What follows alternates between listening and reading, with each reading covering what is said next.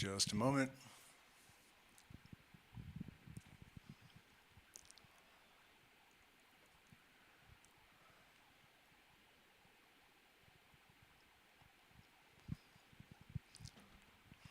Okay, spur of the moment, stream tonight. I hadn't really planned on doing anything because I'm working on a stream tomorrow, music stream. I put a tremendous amount of work into it. I'm going to drink some blue lemonade, psilocybe natalensis. No, I am not a member in good standing.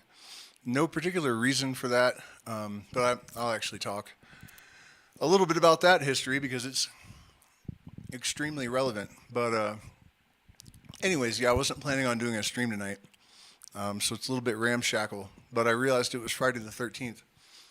And every time there's a Friday the 13th, I usually do a Templar stream.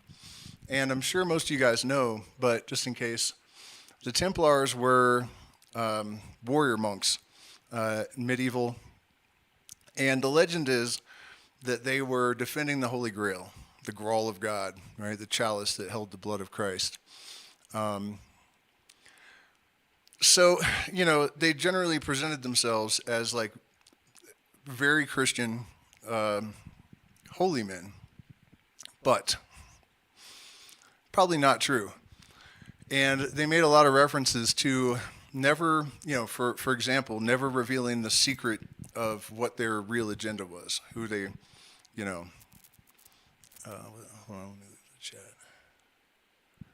Well, thank you for joining us, despite your tight schedule, my friend.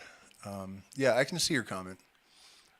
So anyways, long story short, they were accused of worshiping a false idol. They were accused of worshiping a relic as well that some believe was the Shroud of Turin. And so they were arrested on Friday the 13th, 1307.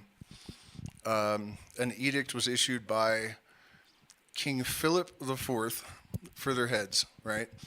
And they did end up getting executed, Jacques de Molay and whatnot. But the interesting thing about this is that the Templars were magicians. In my opinion, they were a hermetic secret society. All of these secret societies are basically hermetic.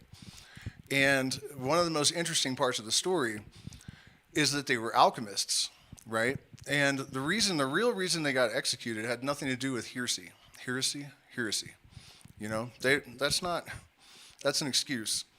The real reason is that they had the entire crowned heads of Europe in debt to them up to their eyeballs. Now, how did they do that? How did they do that? In 1983, I don't remember his name, but there was a laboratory, I think in the US.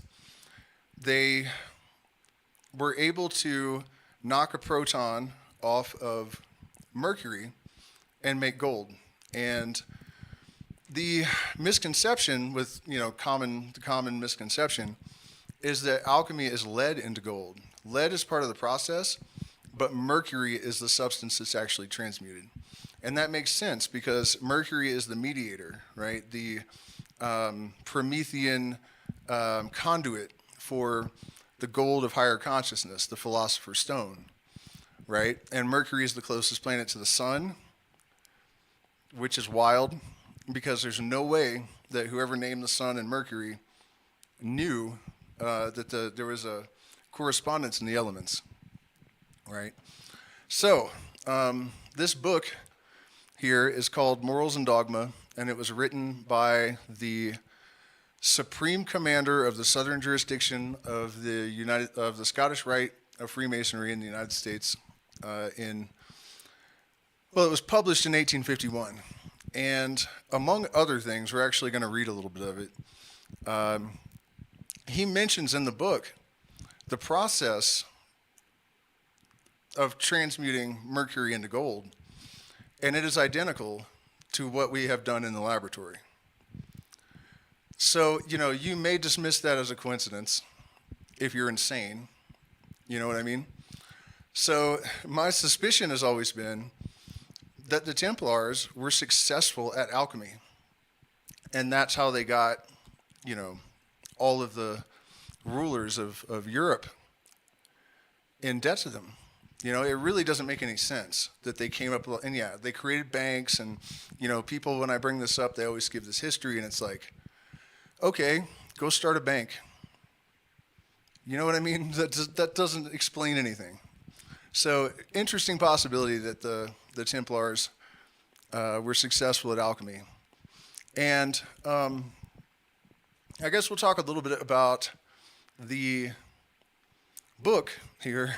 I actually discovered this book because I had this feeling that Freemasonry contained knowledge that I wanted to have.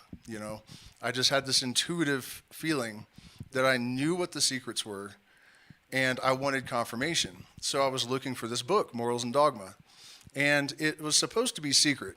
It has a stamp in the front that says to be returned to lodge upon death or withdrawal of recipient. So I think what happened is, widows died, and they just donated the books to used bookstores, and so now, you can buy it on Amazon. But this, I found this copy 15 years ago or more, before it was commonly available, and so I didn't have the option of ordering it off of Amazon.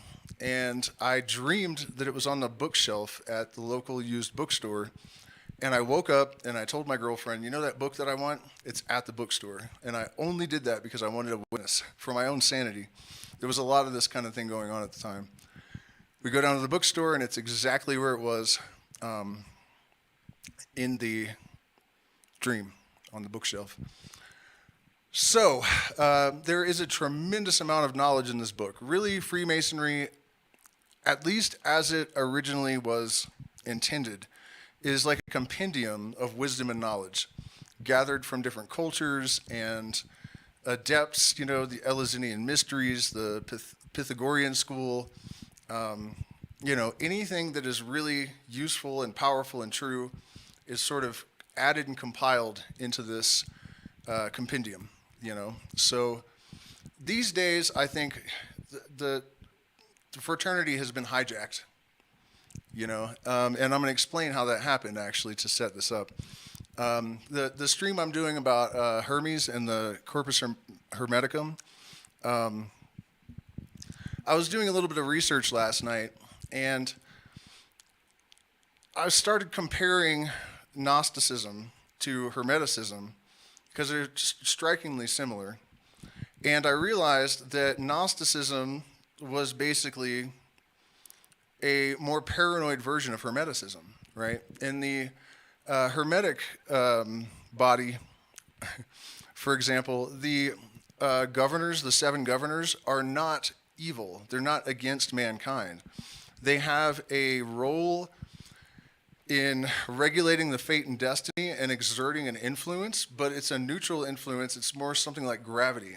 They're not this hostile force like the archons in the Gnostic tradition. And so, in the course of reading through this Masonic tome here, I came across this bit of information. According to Albert Pike, the pharaohs realized that the mysteries illuminated people, and that illuminated people could not be subjugated.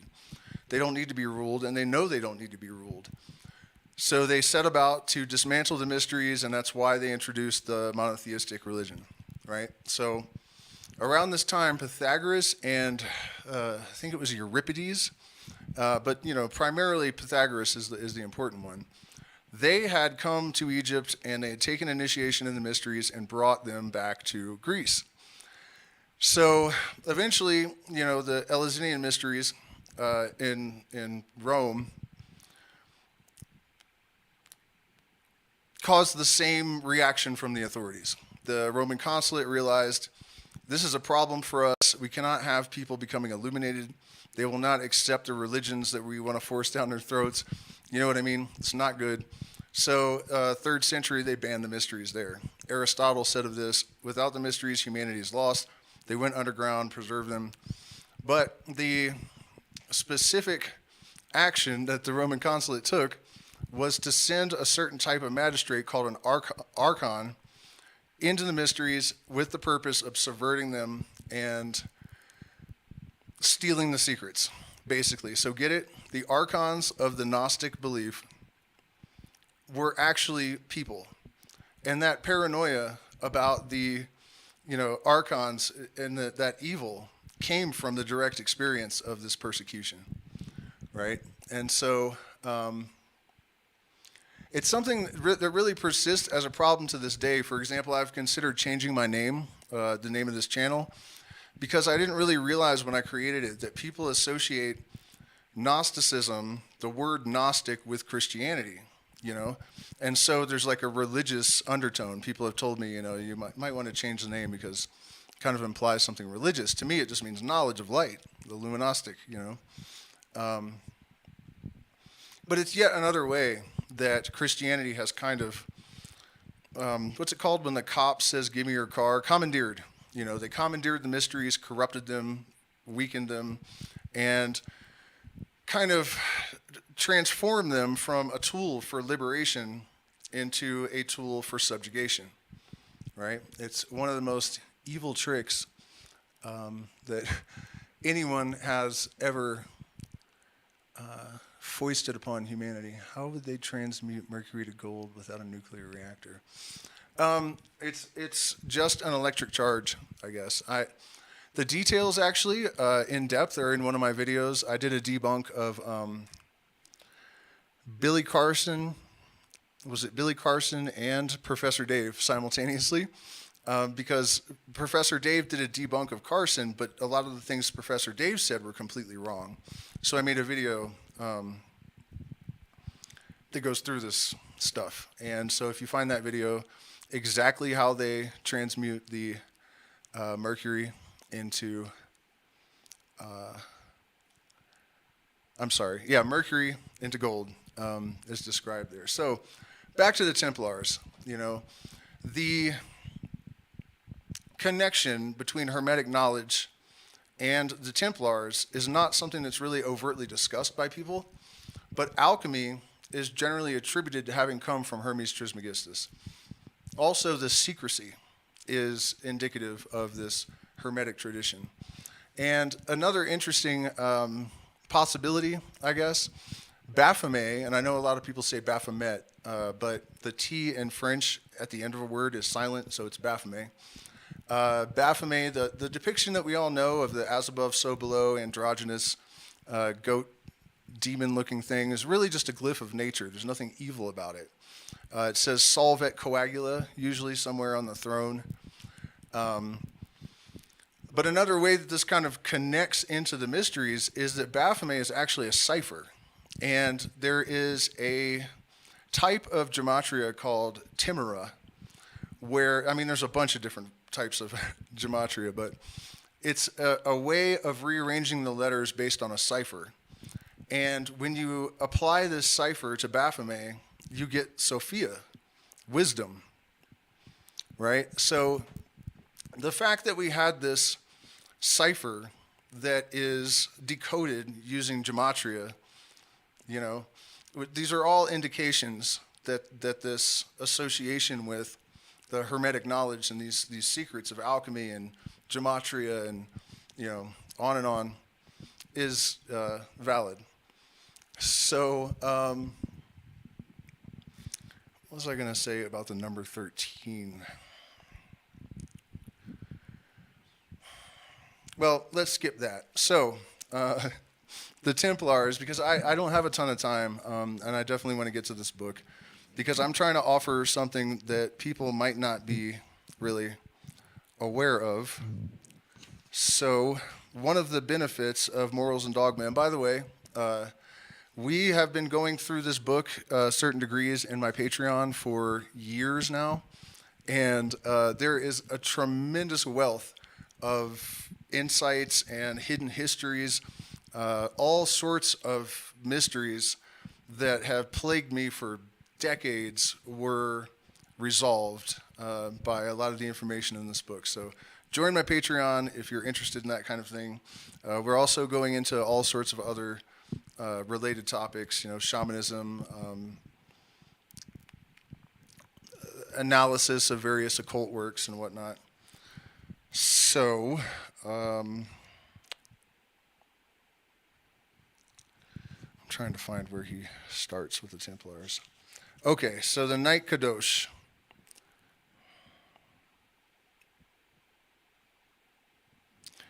100 years ago, it became known that there were Templars under a veil, and therefore the degree was prescribed, and ceasing to be worked became a more brief and formal ceremony. This is Degree 30, the Knight Kadosh that he's talking about. And already you see something interesting here, because the Masons have always claimed that there's no connections with the Templars. That's clearly untrue. Jacques de Molay, the leader of the Templars, was burned at the stake. The Freemasons Youth Club is called the Order of de Molay. And another interesting aspect of this, and this also answers a question that was in the chat, my association with Freemasonry formally and how that started is kind of related to this thing of the Freemasons kind of denying what they really are, you know. The first time I caught them and I knew that I was correct about this, Bob Weir from the Grateful Dead had a club in Marin called Sweetwater. I think it's still there. And upstairs, there's a Masonic Lodge, the local Marin Masonic Lodge. Marin is one of the wealthiest places in the United States. So those are some powerful Masons at this particular lodge. And so the LSD chemist that had made the Grateful Dead sound system and paid their bills for the first few years had died in Australia. And it's a crazy story because he went down there because he thought that there was going to be a pole shift and he didn't want to drown. He ended up flipping over upside down, right, pole shift in microcosm, and drowning in a puddle.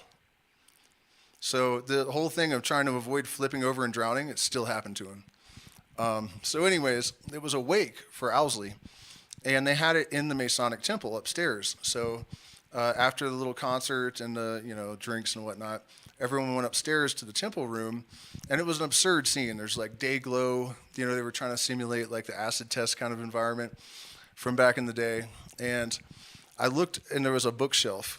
And I went over to the bookshelf, and they're all occult works. And the Masons formally say we are not an occult organization. So I saw in the temple with my own eyes that that wasn't true. And I guess maybe a year later, I went to the Ukiah Lodge, and they have a dinner every Friday. So if you want to become a Mason, that's usually what they do. They have like public dinners, and you can come and they kind of vet you to see if you're going to fly. So I can't remember exactly how this transpired because I didn't go to the dinner first. I think I must have written down the phone number and called, and instead of going to the dinner, the lodge master, who was a 32nd degree retired cop, invited me to lunch. So I went to lunch with him, and I started asking him questions, and one of the questions was, for example, you guys say it's not an occult organization, but I'm pretty positive that that's not true. And his answer was, everything's occult, isn't it? Which was really good. And at the time, I was a outlaw pot grower. I look just like I do now. I'm a felon, just a drug charge, but I'm still a felon. So I thought there's no way that they're going to formally accept me. And this guy's a retired cop, right? And he asked me, do you have a criminal record? And I said, yeah. And he said, oh, don't worry about it, so do I. And we had talked quite a lot at this point, but that blew my mind too. I'm like, wait a minute. A retired cop that's a felon and also a 32nd degree Freemason? What is going on? So go down to the lodge, and I have the dinner, and he says, when I get there, we have, this other brother will sign off on your paper, and I wasn't real sure about it, though, because they were all like Christian kind of redneck business kind of, I don't know, it wasn't my scene. But I liked him, the 32nd degree. It turned out all the rest of them were third degree, because it's true that up in, third degree Master Mason, after that, you start to actually learn things. And below that, you think it's just a Christian civic organization. So at any rate, I cornered this, the lodge master over by this like case of artifacts they had in the back. Not really artifacts, but like Masonic, art, I don't know, relics, whatever. And I started, talking, and I'm like, look, this is what I figured out, and blah, I'm going on and on and on and on and on. And he stops me, and he goes, you know more about this than any of these men in here. And then he looked at my girlfriend who was standing there, and he said, a Mason cannot ask another man to become a Mason, but you can. So he was actually like encouraging my girlfriend to pressure me because he can't do it directly. The only reason I'm really telling you that is because, it sort of validates the intuition that I had, that I understood what this stuff was. And that was confirmed by this Mason. And so I ended up taking initiation, but then my mom called and acted like there was an emergency, and I went to South America, and she ended up committing suicide. I never went back to the United States, so I know we were kind of going off topic, but someone asked. And that's the whole Masonic story for me. Point being that they do misrepresent themselves. It's not a malicious thing, though. People think that they're like a satanic, baby-eating Luciferian group, and there are subsects, I think, that are dark, the Black Brothers, the Left-Hand Path Lodges. But generally, it's actually just hermetic, and there's nothing sinister about it. At any rate, though, this will give us some insight also into the true nature of the Templars. And so, from the tomb in which after his murders he rotted, Clement V howls against the successors of his victims in the allocution of Pio IX against the Freemasons. The ghosts of the dead Templars haunt the Vatican and disturb the slumbers of the paralyzed papacy, which, dreading the dead, shrieks out its excommunications and impotent anathemas against the living. It is a declaration of war and was needed to arouse apathy and inertness to action. An enemy of the Templars shall tell us the secret of this papal hostility against an order that has existed for centuries in despite of its anathemas and has its sanctuaries and its asyla even in Rome.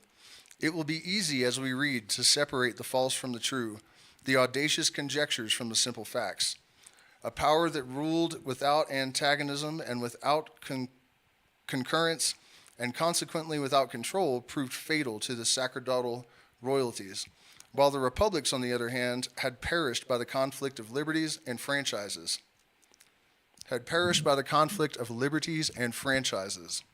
Sound familiar? History is just a repeating pattern, which, in the absence of all duty hierarchically, God damn it, you guys know what I'm trying to say, sanctioned and enforced, had soon become mere tyrannies, rivals one of the other. To find a stable medium between these two abysses, the idea of the Christian hierophants was to create a society devoted by abnegation, by solemn vows, protected by severe rules and regulations, which should be recruited by initiation, and which, sole depository of the great religious and social secrets, should make kings and pontiffs without exposing it to the corruptions of power. In that was the secret of that kingdom of Jesus Christ, which, without being of this world, would govern all of its grandeurs.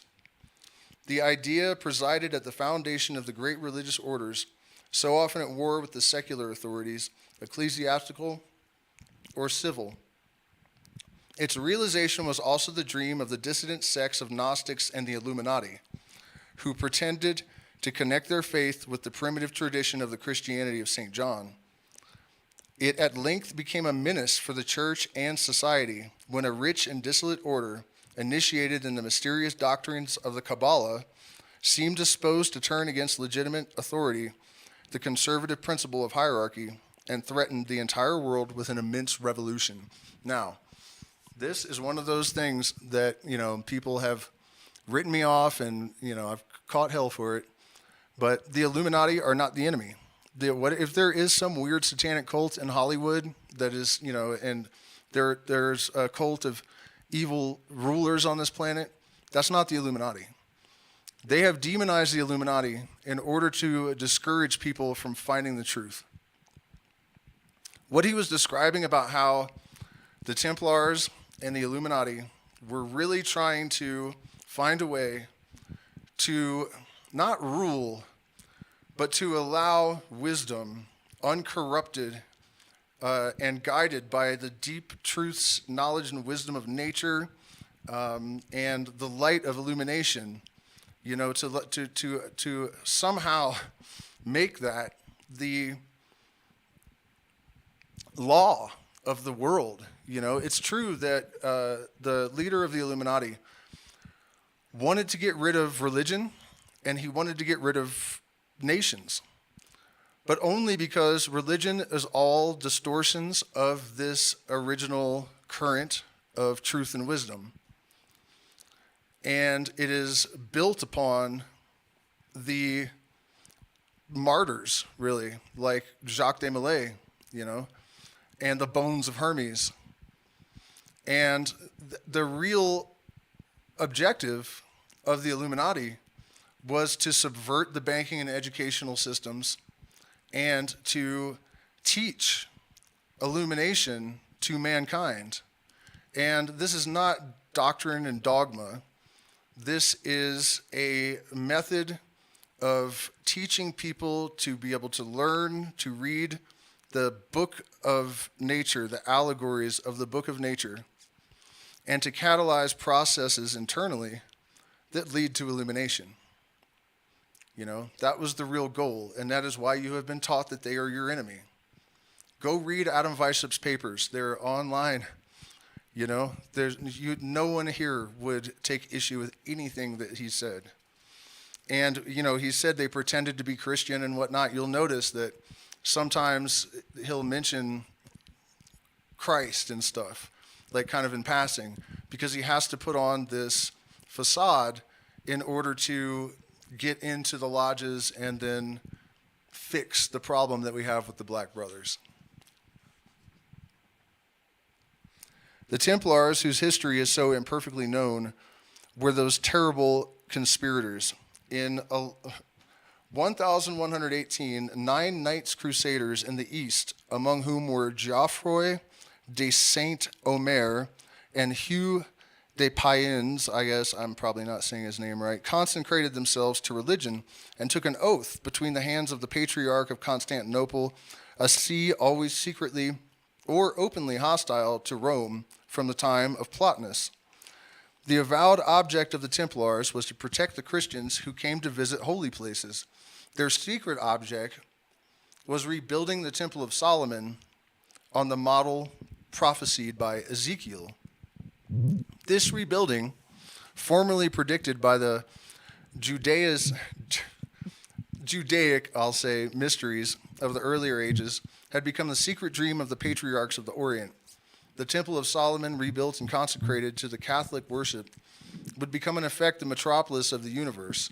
The East would prevail over the West, and the patriarchs of Constantinople would possess themselves of the papal power of Rome. The Templars, or poor fellow soldiery of the holy house of the temple, intended to be rebuilt, took as their models in the Bible the warrior masons of Zorobabel, who worked holding the sword in one hand and a trowel in the other.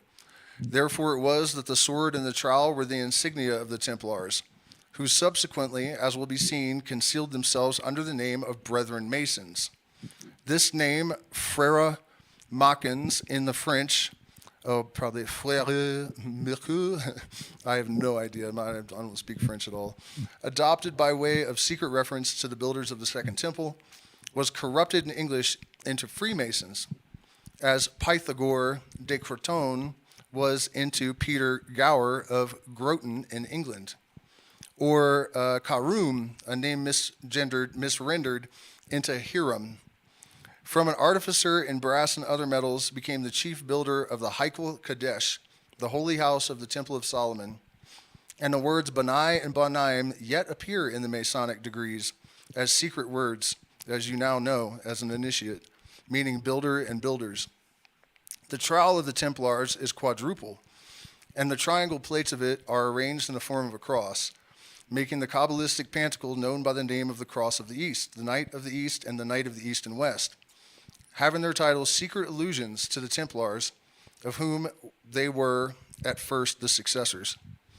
The secret thought of Hugh de Payen in founding his order was not exactly to serve the ambition of the patriarchs of Constantinople.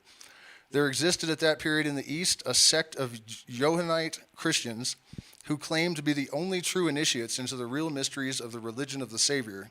They pretended to know the real history of Jesus, the Anointed, and adopted in part the Jewish traditions and the tales of the Talmud.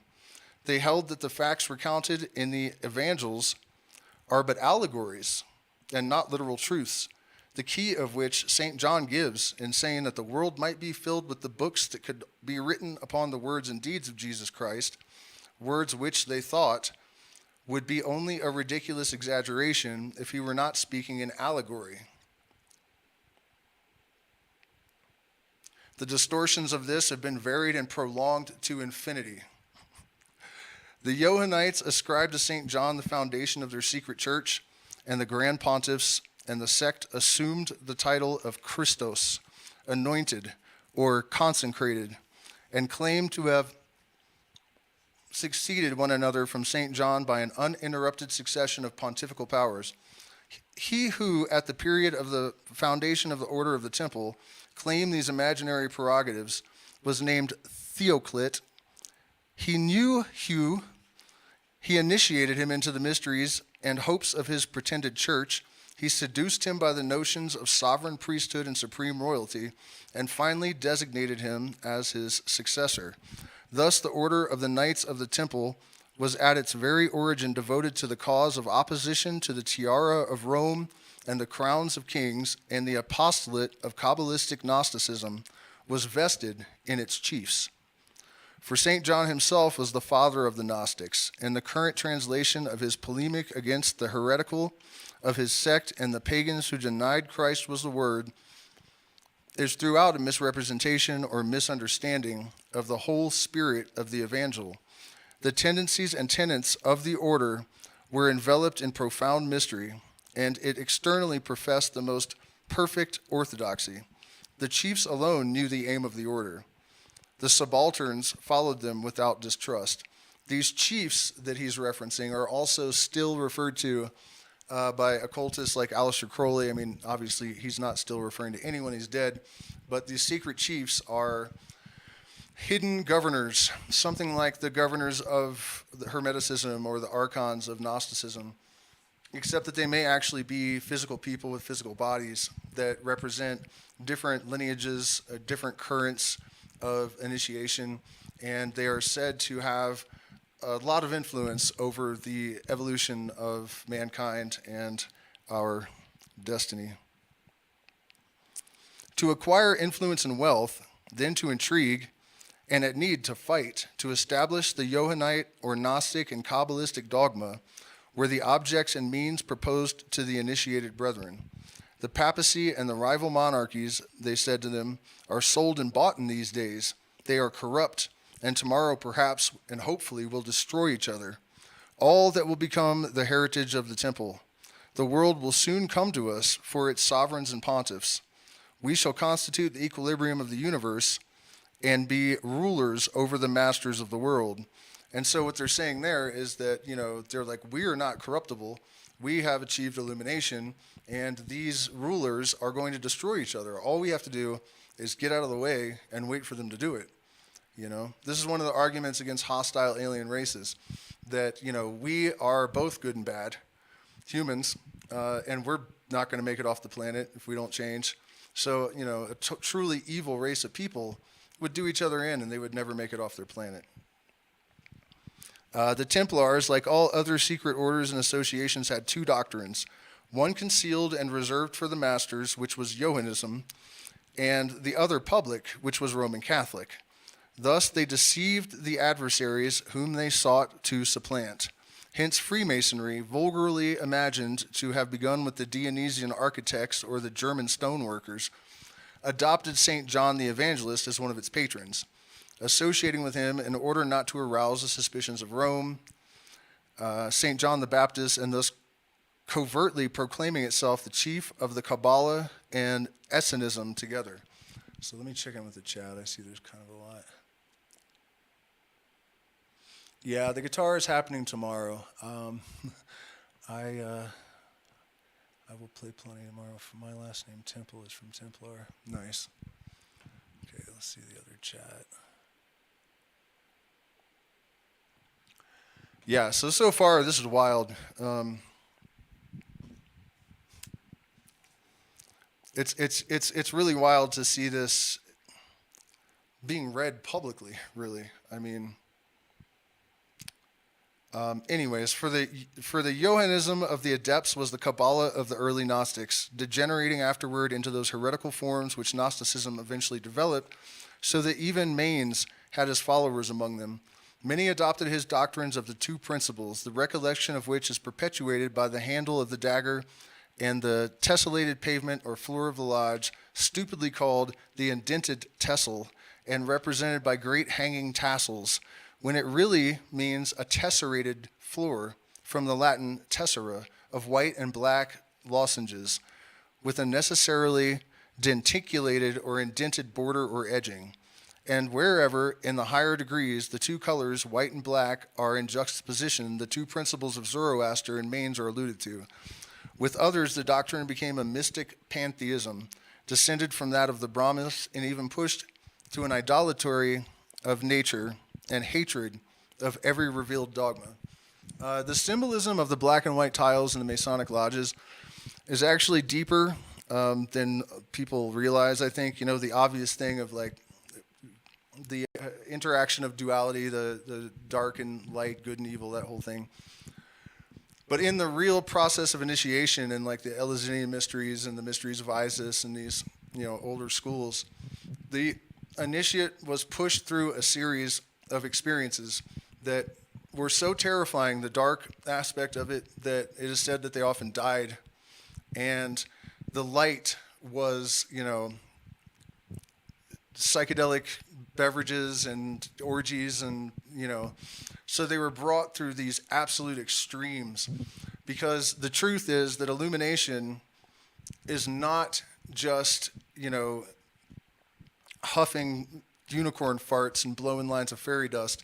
It's knowledge of the full spectrum of light and darkness, you know, to see the universe through the ultimate, from the ultimate perspective. And the trick is, there's a great line in a Tool song. I think it's the Fibonacci one. I can't remember the name of it right now, but he says, to ride the spiral of our divinity and still be a human, right? So you have to be able to compartmentalize and view things from the point of view of a God objectively, but then also, you know, remember your place and your role and your position as a human. And that's kind of what this process was really about. And that's what the tiles actually represent.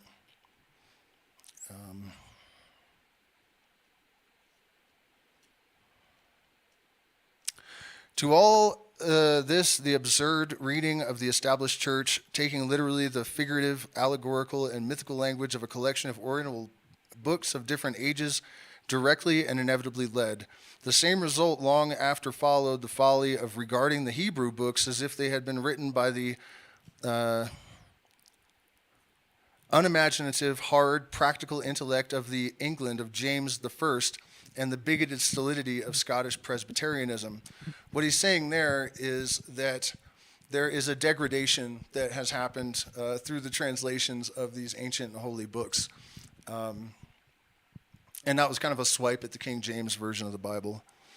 The better to succeed and win partisans, the Templars sympathized with regrets for dethroned creeds and encouraged the hopes of new worships, promising to all liberty of conscience and a new orthodoxy that should be the synthesis of all of these persecuted creeds, a synthesis of all of the knowledge that has been collected throughout history by all the cultures of the world.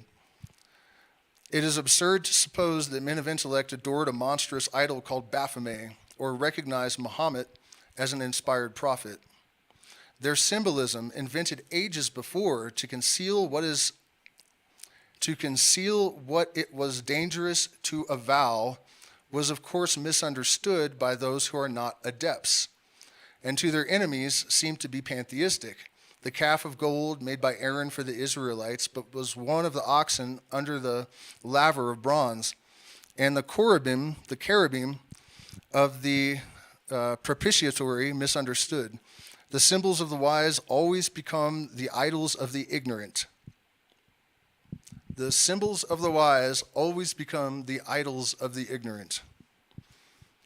What the chiefs of the order really believed and taught is indicated by the adepts, by hints contained in high degrees of Freemasonry, and by the symbols which only the adepts understand. The blue degrees are but the outer court or portico of the temple. Part of the symbols are displayed there to the initiate, but he is intentionally misled by false interpretations. It is not intended that he shall understand them, but it is intended that he shall imagine he understands them. Their true explication is reserved for the adepts, the princes of masonry. The whole body of the royal and sacerdotal art was hidden so carefully centuries since in the high degrees as that it is even yet impossible to solve many of the enigmas which they contain. It is well enough for the mass for those called Masons to imagine that all is contained in the blue degrees, and whoso attempts to undeceive them will labor in vain. Without any true reward violate his obligations to secrecy as an adept. Masonry is the Sphinx, buried to the head in the sands heaped around it by the ages. And what he's saying there partly is that, in the Kabbalion it says the lips of wisdom are closed, but to the ears of understanding. And we have that term hermetically sealed, right? Like it's so secret, nothing can escape. That is because you cannot explain this stuff to people. There are processes, there is experience, there is real gnosis that has to occur in order for people to be able to understand these things. And so he's saying, even if the adepts that knew tried to tell the lower degrees or the profane without having them go through this initiatory process, they wouldn't be able to understand anyways, so you would just be breaking your oath for nothing, That's why Aleister Crowley published the key to the entire symbolism of high degree Freemasonry in the Book of Lies in chapter 69, the way to suck seed and the way to suck eggs. That's a hint, actually. But the reason that he didn't really get in any trouble is exactly that, The two 33rd degree Masons came to his house, knocked on the door, and they're like, "What the hell is this?" And he's like, "I haven't taken your oath," which is crazy too. He figured it out without actually even being initiated. So apparently there are exceptions to this whole rule. There's always an exception to the rule. But you guys see what I'm saying here, The seeds of decay were sown in the order of the temple at its origin. Hypocrisy is a mortal disease. It had conceived a great work, which it was incapable of executing, because it knew neither humility nor personal abnegation, because Rome was then invincible, and because the later chiefs of the order did not comprehend its mission. Moreover, the Templars were in general uneducated and capable only of wielding a sword, with no qualifications for governing, and at need enchaining that queen of the world called opinion. The doctrines of the chiefs would, if expounded to the masses, have seemed to them the babblings of folly. The symbols of the wise are the idols of the vulgar, or else as meaningless as the hieroglyphics of Egypt to the nomadic Arabs. There must always be a commonplace interpretation for the mass of initiates of the symbols that are eloquent to the adepts. And so what he just mentioned about how, if the adepts were to go to the masses and say, all the knowledge, the true wisdom, they would just, they can't process it, they don't understand, they'll ridicule you. And last Hermetic stream, part 4, the first thing that we read was Hermes, or the Dragon of Light, the Poimander, telling Hermes, do not speak to the masses, because I would not have the, jealousy and ridicule. They'll be jealous and they'll ridicule you. So just keep your mouth shut. Don't even bother. And I remember in my own life, telling an economics major that they could fix the economic system by applying the laws of physics, because that's what you learn from this knowledge, basically that the same laws govern everything. And, I couldn't tell him how to do that in terms of equations and exactly, but he laughed in my face and called me an idiot. And now 2015 emerged econophysics, which is, you know what I mean? So it's not that this stuff is untrue. It's not ridiculous. It's actually real wisdom. But it is true, too, that they will laugh in your face, People will laugh in your face. Like, even as a child, I noticed that Lamarck was at least partly right. Nature obviously knows something is looking, right? But when I would talk to people about this and say, I don't think blind random mutations really explain everything, they would call me an idiot and tell me I just don't understand evolution. Now we call the integrated Lamarckism epigenetics, right? So, again, it's just crazy how nothing changes. The Corpus Hermeticum was written in 2 AD, and is probably much older than that. And even then, they were talking about how, he wrote in there that don't say this stuff to the profane because they're just going to laugh at you and hate you. In Africa, too, there's this ancient parable or whatever, a saying that he who speaks the truth has few friends, It's just a really wild thing to see how little changes from culture to culture and century to century. And that is why Jacques Desmoulins and Adam Weishaupt from the Illuminati and several other people, Aleister Crowley as well, were trying to find a way to disseminate this knowledge on a mass scale across the planet to try to put a stop to this bullshit, because the lack of understanding is the major contributor to all of the wasted human potential, and there's so much suffering that could be avoided if we did not allow superstitions and distortions of the hermetic knowledge in the form of institutionalized religions and misguided political systems to fucking run amok and turn what should be a planet coming into homeostasis, a race of beings coming into homeostasis, into a fucking dissonance chamber, So,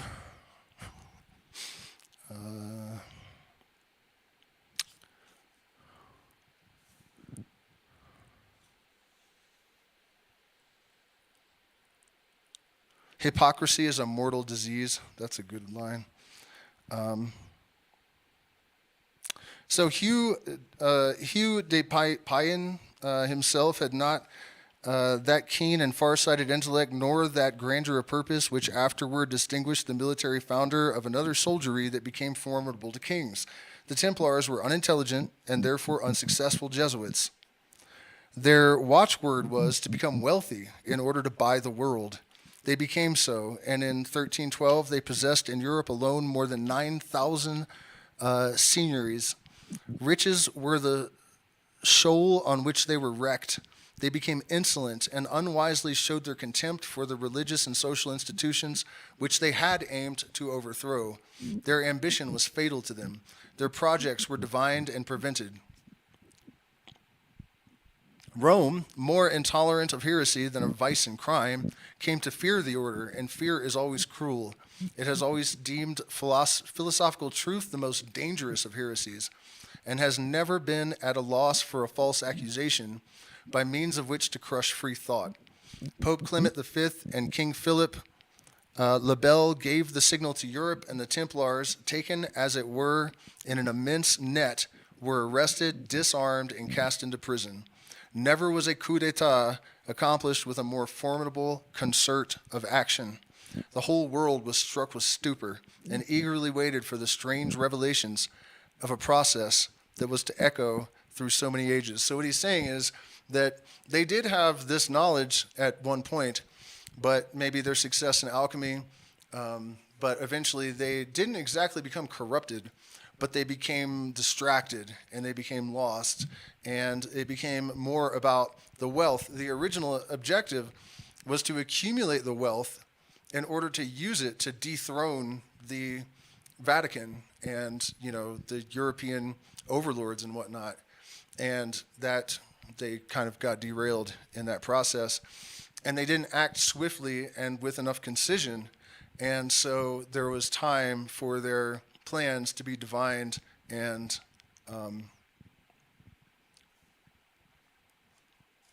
curtailed. It was impossible to unfold to the people the conspiracy of the Templars against the thrones and the crown, the tiara, meaning the Vatican. It was impossible to expose to them the doctrines of the chiefs of the order. This would have been to initiate the multitude into the secrets of the masters, and to have uplifted the veil of Isis before the entire world. Recourse was therefore had to the charge of magic, and denouncers and false witnesses were easily found. When the temporal and spiritual tyrannies unite to crush a victim, they never want for serviceable instruments. The Templars were gravely accused of spitting upon Christ and denying God at their receptions, of gross obscenities, conversations with female devils, the androgynous breasted Baphomet, and the worship of a monstrous idol. The end of the drama is well known, and how Jacques de Molay and his fellows perished in the flames. But before his execution, the chief of the doomed order organized and instituted what afterward came to be called the occult hermetic or Scottish Masonry. In the gloom of his prison, the Grand Master created 4 metropolitan lodges at Naples for the east, at Edinburgh for the west, Stockholm in the north, and at Paris for the south.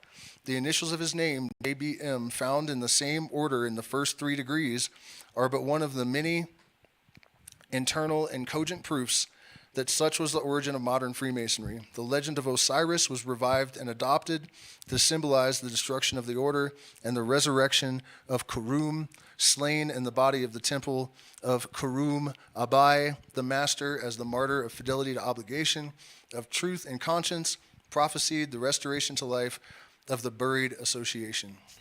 The Pope and King soon after perished in a strange and sudden manner. Squeen de Florian, the chief denouncer of the order, died assassinated. In breaking the sword of the Templars, they made it into a poniard, and their prescribed trowels thenceforth built only tombs. The order disappeared at once. Its estates and wealth were confiscated, and it seemed to have ceased to exist.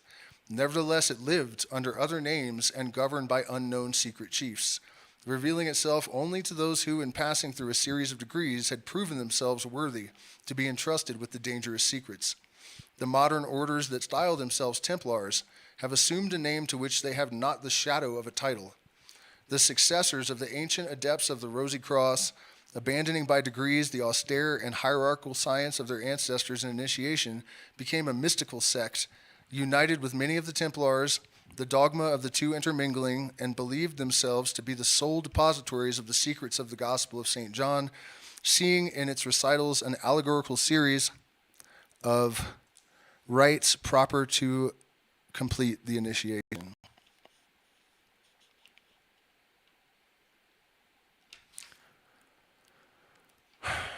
You know what? I think we're going to have to do a part 2 because oh no, wait. We just have, okay, actually we're almost done. Let's do it. Let's get through. Okay, Rosy Cross, Gospel of St. John. And the initiates, in fact, thought in the 18th century that their time had arrived. Some to found a new hierarchy, others to overturn all authority, and to press down all the summits of the social order under the level of equality. The mystical meanings of the rose as a symbol are to be looked for in the Kabbalistic commentaries on the Canticles. The rose was, for the initiates, the living and blooming symbol of the revelation of the harmonies of being. It was the emblem of beauty, life, love, and pleasure. Flammel, or the book of the Jew Abraham, made it the hieroglyphical sign of the accomplishment of the great work. Such is the key of the Roman de la Rose. The conquest of the rose was the problem propounded to science by initiation. While religion was laboring to prepare and establish the universal triumph, exclusive and definitive of the cross, to unite the rose and the cross was the problem proposed by the high initiation. And in fact, the occult philosophy being the universal symbols, the universal synthesis, the occult philosophy being the universal synthesis ought to explain all the phenomena of being. Religion, considered solely as a physiological fact, is the revelation and satisfaction of a necessity of souls. Its existence is a scientific fact. To deny it would be to deny humanity itself.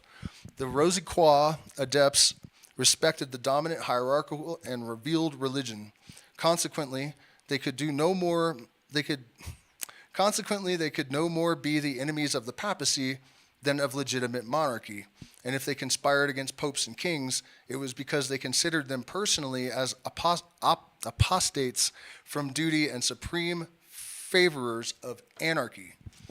What, in fact, is a despot, spiritual or temporal, but a crowned anarchist? One of the magnificent pantacles that express the esoteric and unutterable part of science is the rose of light, in the center of which a human form extends its arms in the form of a cross. Commentaries and studies have been multiplied upon the Divine Comedy, the work of Dante, and yet no one, as far as we know, has pointed out its special character. The work of the great Ghibellin is a declaration of a war against the papacy by bold revelations of the mysteries. The Epic of Dante is Johannite and Gnostic, an audacious application like that of the Apocalypse, of the figures and numbers of the Kabbalah to the Christian dogmas, and a secret negation of everything absolute in these dogmas. His journey through the supernatural worlds is accomplished like the initiate into the mysteries of Eleusis. He escapes from that gulf of hell over the gate of which the sentence of despair was written by reversing the positions of his head and feet, that is to say, by accepting the direct opposite of the Catholic dogma. And then he reascends to the light by using the devil himself as a monstrous ladder. Faust ascends to heaven by stepping on the head of the vanquished Mephistopheles. Hell is impassable for those only who know not how to turn back from it. We free ourselves from its bondage by audacity. His hell is but a negative purgatory. His heaven is composed of a series of Kabbalistic circles divided by a cross, like the Pantacle of Ezekiel. In the center of this cross blooms a rose, and we see the symbol of the adepts of the Rose-Croix, the rose cross, for the first time publicly expounded and almost categorically explained. For the first time, because Guillaume de Lory, who died in 1260, 5 years before the birth of Alighieri, had not completed his Roman de la Rose, which was continued by Chopinel a half-century afterward. One is astonished to discover that the Roman de la Rose and the Divina Commedia are two opposite forms of one and the same work.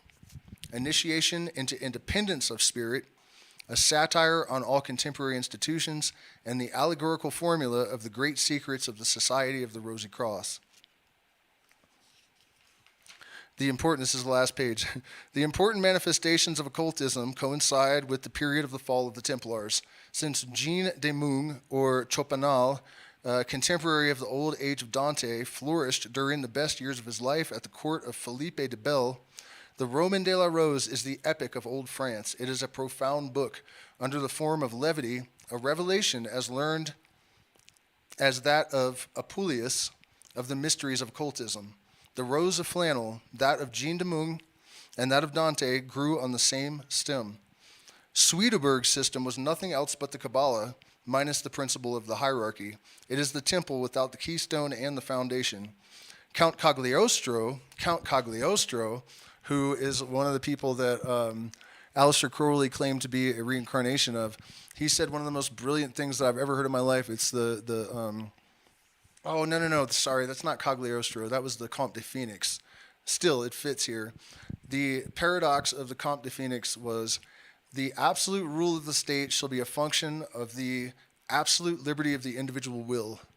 And, that sounds paradoxical, but that's what they were after. That's what we're still after. It's what adepts and initiates, that's what we're still trying to do. It is.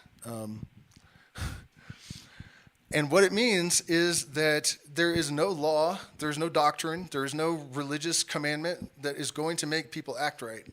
True Gnosis, illumination, internal processes, internal change, internal transmutation, is the only way to bring people in line. And it is not until then that people will follow rules exactly, you know? So the state, in a sense, is sort of an imaginary entity. The absolute rule of the state can and or shall be and only in I modified it, but it's the absolute rule of the state shall be a function of the absolute liberty of the individual will. But that's not Cagliostro. I'm sorry, I got the wrong incarnation there. Cagliostro was an agent of the Templars and therefore wrote to the Freemasons of London that the time had come to begin the work of rebuilding the Temple of the Eternal. He had introduced into Masonry a new rite called the Egyptian and endeavored to resuscitate the mysterious worship of Isis. The 3 letters LPD on his seal were the initials of the words Lilia Pedibus Destroy, tread underfoot the lilies of France. And a Masonic medal of the 16th or 17th century has upon it a sword cutting off the stalk of the lily and the words Talem dabit ultio messum, such harvest revenge will give. A lodge inaugurated under the auspices of Rousseau, the fanatic of Geneva, became the center of the revolutionary movement in France, and a prince of the blood royal went thither to swear the destruction of the successors of Philip de Bell, who destroyed Jacques de Molay. The registers of the Order of Templars attest that the regent, the Duc d'Orléans, was Grand Master of that formidable secret society, and that his successors were the Duc de Maine, the Prince of Bourbon, Condé, and the Duc de Cossé-Brissac. The Templars compromitted the king. They saved him from the rage of the people to exasperate that rage and bring on the catastrophe prepared by the centuries. It was a scaffold that the vengeance of the Templars demanded. The secret movers of the French Revolution had sworn to overturn the throne and the altar upon the tomb of Jacques de Molay. When Louis XVI was executed, half the work was done, and thenceforward the army of the Temple was to direct all of its efforts against the Pope. Jacques de Molay and his companions were perhaps martyrs, but their avengers dishonored their memory. Royalty was generated on the scaffold of Louis XVI. The church triumphed in the captivity of Pius VI, carried a prisoner to Valence, and dying of fatigue and sorrow, but the successors of the ancient Knights of the Temple perished, overwhelmed in their fatal victory. Damn. So for those of you that might just be tuning in, that was from this. This is actually an 1851 copy, too. It's a first edition. It's seen better days. I've been carrying it around the world with me for almost 20 years, I think. Okay, so let me check in with the chat real quick. And so that's the reality for all of you people that may have questioned conspiracy theories over the years. Like, you got to question the alternative narratives more than any of the other ones. So the demonization of the Freemasons and the Illuminati and the occult, all this hermeticism, all of it is just a way to keep you in bounds, The real goal is to see the great revolution prepared for by the ages. To see the great revolution prepared by the ages to march, which has for its aims the amelioration of mankind from servitude, slavery, ignorance, despotism, bigotry, and religion. And to reinstate the knowledge of the divine sovereignty of the individual will. That is the goal. Yeah, you can order this on Amazon for $50 or so, but I've got to get back to my other job, which is music. Tomorrow I'm going to drink psilocybin mushrooms and play music for many hours, partly to try to crowdfund some surgeries that I need that I have to pay out of pocket for, 4 of them. So 2 hernia meshes failed and 2 periodontal cavities. And I'm choking on something and I don't have any water. So I'm out, guys. Thank you so much for spending this time with me. Please hit the like button, share, subscribe. Consider becoming a patron if you enjoyed this. There are years of us going through this book and analyzing it, and me offering commentary and all sorts of other things of value. And I also do consultations, so if you are interested in learning directly, I'm available for that. And thank you guys all so much for spending this time with me. I am demonetized, so please hit the like button, share, subscribe. Consider becoming a patron, and I will see hopefully all of you tomorrow. Cheers.